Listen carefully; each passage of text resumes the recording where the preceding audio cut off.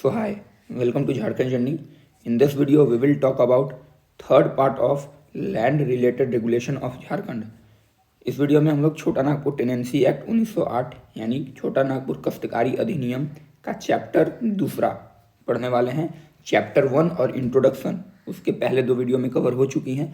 अगर आप वो पहले वाला वीडियो नहीं देखे हैं तो प्लीज़ उसको देख के आइए, ताकि इस वीडियो को आप अच्छे से समझ पाएंगे। बहुत सारा टर्मिनोलॉजी इस वीडियो में यूज की गई है जो पिछले वीडियो में बताई गई थी।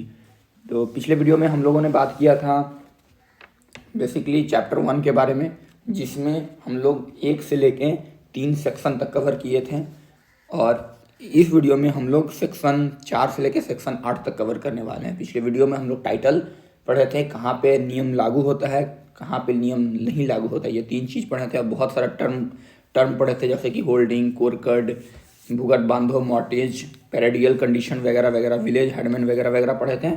इन this video we will talk about, उसके आगे हम लोग बात करेंगे चैप्टर 2 के बारे में बात करेंगे, जिसमें हम लोग टेनेट्स की क्लास देखेंगे, रैयत देखेंगे, रैयत किसको बोलते हैं, काश्तकार किसको बोलते हैं, इन सब चीज़ों को हम लोग देखेंगे। तो वीडियो शुरू करने से पहले आप सभी को नववर्ष की हार्दिक शुभकामनाएं। अगर आप अभी तक हमारे टेलीग्राम चैनल से नहीं जुड़े हैं तो प्लीज़ आप जाइए टेलीग्राम चैनल पे, ये नाम सर्च कीजिएगा झारखंड जर्नी। वहाँ पे हम स्लाइड्स को भेजते हैं और भी बहुत सारे हैंड रिटन नोट्स वहाँ पे अवेलेबल हैं। तो आप जाइए, उस चैनल को ज्वाइन कीजिए और फैमिली को बड़ा कीजिए। और अगर आप को चैनल नहीं मिलता है तो आप हमें व्हाट्सएप पे डीएम कर सकते हैं, या फिर इस वीडियो के डिस्क्रिप्शन में लिंक दी गई है, वहाँ पे जाके डायरेक्ट आप चैनल को ज्वाइन कर सकते हैं। तो लेट्स बिगिन टू चैप्टर 2। तो चैप्टर 2 में हम लोग चैप्टर 2 बेसिकली सेक्शन को डील करता है, सेक्शन 4 से 8। चैप्टर 1 में सेक्शन कहाँ तक कवर किया था, 1 से लेके 3, जिसमें हम लोग टाइटल वगैरह पढ़े थे, टाइटल, रिपील, डेफिनेशन पढ़े थे। सेक्शन 1 में टाइटल हो गया, सेक्शन 2 में कहाँ रिपील होगा, सेक्शन 3 में डेफिनेशन को पढ़े थे। सेक्शन 4 है, सेक्शन 4 का देखिए जो टर्म है उस टर्म को पहले यहाँ पे लिख दिया गया है। यही टर्म ये है, टेक्निकल टर्म है ये। अब इसको हम लोग डिफाइन करेंगे। तो सेक्शन 4 कहता है कि टीनेट्स इंक्लूडेड टेन्योर होल्डर्स, रैयत। तो इन दो चीज़ों को डिफाइन किया गया है। रैयत क्या होता है, बेसिकली रैयत क्या होता है ये हम लोग सेक्शन 6 में उसको डिफाइन किया गया है, रैयत क्या होता है। तो अभी हम लोग बस रैयत का नाम सुनेंगे, रैयत जानेंगे। तो रैयत का मतलब क्या होता है, रैयत 3-4 तरह के होते हैं। रैयत होता है एक ऑक्यूपेंसी रैयत, जिसको हम लोग दखल रैयत बोलते हैं। ये हो गया ऑक्यूपेंसी रैयत, जिसमें दखल बोलते हैं। इसका मतलब कि इंडिविजुअल को, यानी कि आदमी को उस जमीन पर कब्जा करने का अधिकार प्राप्त हो, उसको हम लोग दखल रैयत बोलते हैं। एक होता है नॉन ऑक्यूपेंसी रैयत, जिसमें आदमी को कब्जा करने का अधिकार प्राप्त न हो। इसका टेक्निकल टर्म है अधिभोग, जिसमें आदमी को अधिभोग करने का अधिकार प्राप्त न हो, उसको हम लोग बोलते हैं नॉन ऑक्यूपेंसी रैयत। एक है रैयत हैविंग खूट कट्टी राइट, वैसे रैयत जिनके पास खूट कट्टी का अधिकार है। तो खूट कट्टी क्या होता है, ये हम लोग आगे सेक्शन 7 में पढ़ेंगे कि खूट कट्टी क्या होता है। फिर होता है एक अंडर रैयत। अंडर रैयत में 10 क्या होता है ना, कि काश्तकार को जो है, काश्तकार के अंदर रैयत का काम करना, इसको बोलते हैं अंडर रैयत। इसका इंग्लिश में टर्मिनोलॉजी है टेनेट्स होल्डिंग अंडर रैयत, इसको हम लोग बोलते हैं। तो सेक्शन 4 में ये चीज़ कवर होती है। अब हम लोग सेक्शन 5 की ओर बढ़ेंगे। तो टेन्योर होल्डर का जो हम लोग पढ़े थे पिछले क्लास में, देखेंगे काश्तकार। टेन्योर होल्डर मतलब काश्तकार, काश्तकार होता क्या है आखिरकार, हम लोग वो देख रहे हैं। तो सेक्शन 5 किसको कवर करता है, किसको डिफाइन करता है, तो काश्तकार को डिफाइन करता है। काश्तकार क्या होता है, काश्तकार बेसिकली वह आदमी होता है जो जमींदार को कुछ वार्षिक लगान देने का प्रॉमिस करके उसके ज़मीन पर खेती करने का अधिकार प्राप्त कर लेता है, उसको हम लोग बोलते हैं काश्तकार।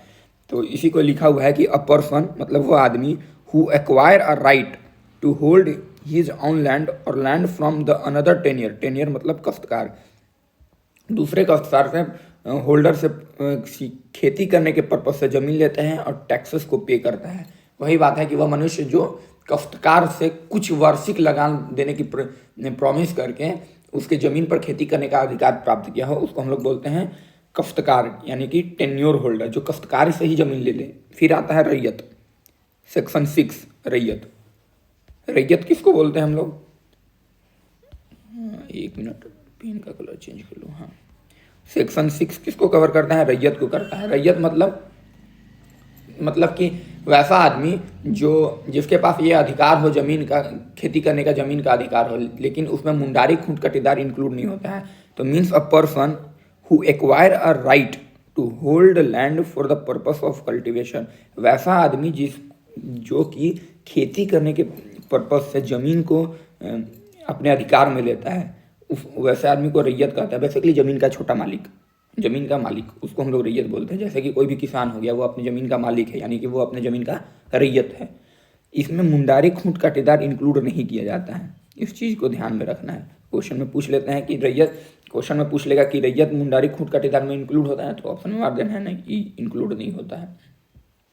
तो रैयत का मतलब समझ गए, काश्तकार का मतलब समझ गए। रैयत और काश्तकार में बेसिकली अंतर क्या है? रैयत और काश्तकार में अंतर ये है कि रैयत जो है वो अपना ज़मीन का खुद मालिक है, लेकिन वो उस ज़मीन का किस चीज़ में प्रयोग कर रहा है? व्यवसाय में नहीं कर रहा है। वो खेती करने के लिए, जो मालिक अपने ज़मीन का प्रयोग खेती करने में कर रहा है, उसको हम लोग रैयत बोलते हैं। और काश्तकार कौन है?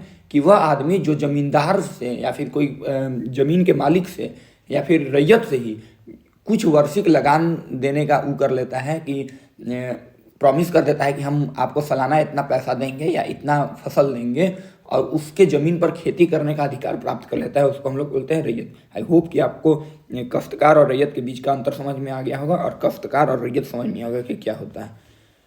Moving to the next part, हम लोग सेक्शन 7 की ओर बढ़ेंगे। सेक्शन 7 में है सेक्शन 7 में है रैयत हैविंग खूंट काटेदार राइट। रैयत जिसके पास खूंट काटेदार का अधिकार हो। तो वैसा आदमी जिसके पास सब्सिस्टिंग टाइटल हो land reclaim from jungle of the founder of village और descendant in their main line. ये टेक्निकल टर्म है, बहुत टेक्निकल भाषा में लिखा हुआ है, इसको सिंपली भाषा में हम समझाते हैं। देखिए, पहले इंग्लिश में आपको बता देते हैं, उसके बाद हिंदी में आपको एक्सप्लेन कर देंगे। रैयत हैविंग खूंट काटेदार राइट, इसका मतलब क्या हो गया? Person having any subsisting title to land reclaimed from jungle by founder of village और their descendants in the male line.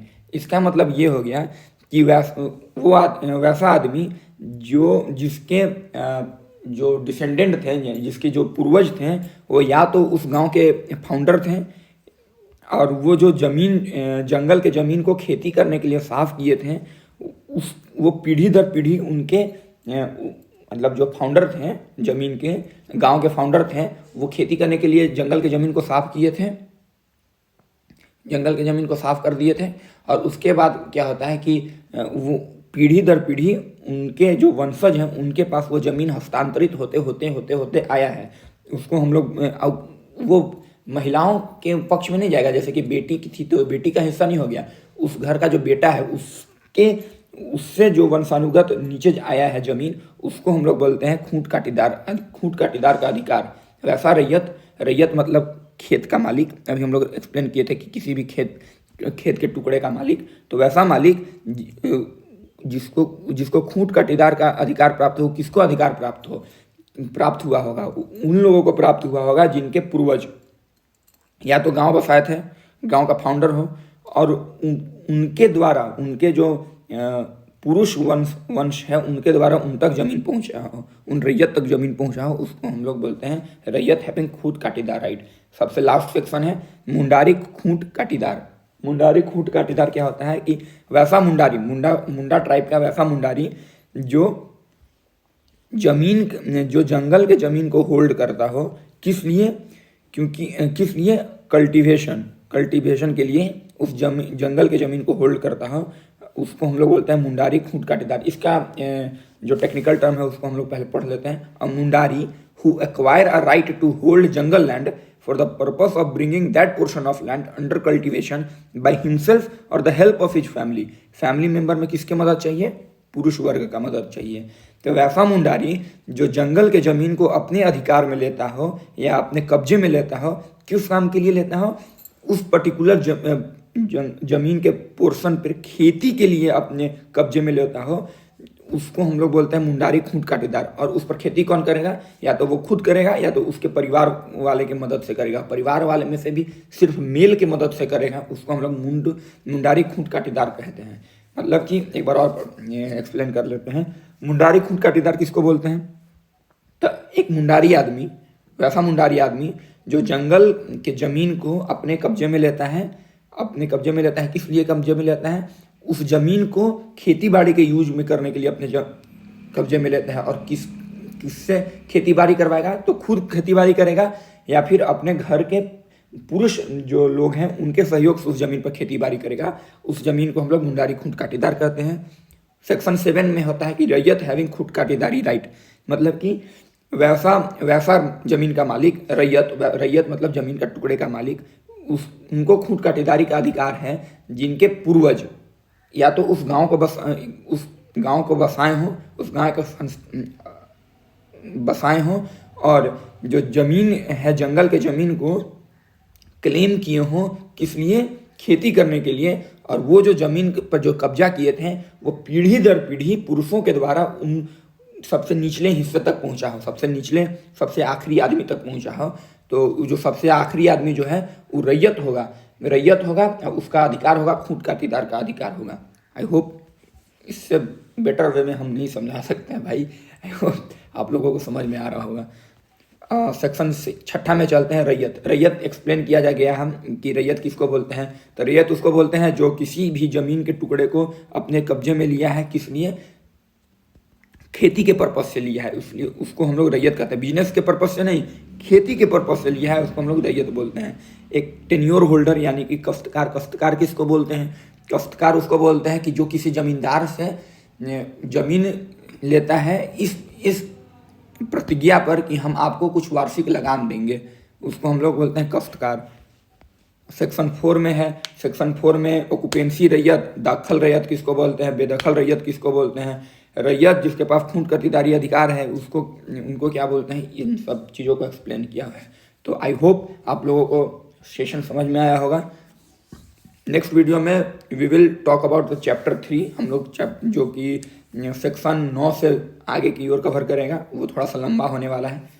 तो अगर आप अभी तक हमारे टेलीग्राम चैनल को ज्वाइन नहीं किए हैं तो इसको कर लीजिए। क्लास ख़त्म होने के बाद ये जो PDF है हम लोग जो है इस वीडियो को वहीं पे फॉरवर्ड करते हैं। और अगर इस वीडियो से आपके प्रिपरेशन में आपको एज मिलती है तो आप प्लीज़ झारखंड की कॉम्पिटिटिव एग्जामिनेशन की तैयारी करने वाले अपने दोस्तों के साथ इस सेशन को शेयर कीजिए और हमें ग्रो करने में हेल्प कीजिए, ताकि हम और भी बच्चों तक पहुंच सकें और उनकी प्रिपरेशन में हेल्प कर सकें। Thank you. Happy new year again. नववर्ष की हार्दिक शुभकामनाएं।